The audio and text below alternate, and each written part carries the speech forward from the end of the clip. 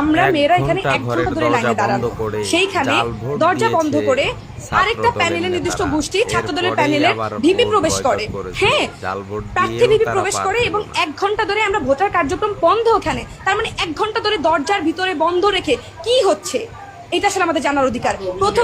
প্রথমত এটা, দ্বিতীয়ত সে কিভাবে এই হলে প্রবেশের অধিকার পায়, প্রবেশ অধিকার কিভাবে পায়, এটা আসলে প্রশাসনের কাছে বড় প্রশ্ন। তার মানে বোঝাই যাচ্ছে যে ভোটের কার্যক্রম আসলে কিভাবে চলছে আমরা বুঝতে পারছি, স্পষ্টভাবে বুঝতে পারছি। যে কিনা স্টুডেন্ট কিনা বা ভোটার কিনা আমরা জানি না, কিন্তু সে এসে সাংবাদিকদের বলতেছে যে আপনারা এখান থেকে বের হন। মানে কতটা আমরা প্রশাসনের দুর্বলতা প্রত্যেকটা পয়েন্টে দেখতে পারলে আসলে এই ধরনের নজির আমরা দেখতে পাই। আজকে বঙ্গবন্ধু হলে এখানে জাল ভোটের আমরা খবর পেয়েছি এবং সেইটা আসলে নাকি তারা চলে আসছে আর কে রে ভাই, এইটা ছাত্র দলের প্যানেলে শেখ সাদি এবং বৈশাখী প্যানেল এটা হয়েছে। প্রথমত মেয়ে ধরলে আসবে কেন, এই বিষয়টাই তো হওয়ার কথা না। তার মানে কি প্রশাসন তার মানে নির্দিষ্ট একটা গোষ্ঠীকে সার্চ করে আসতেছে।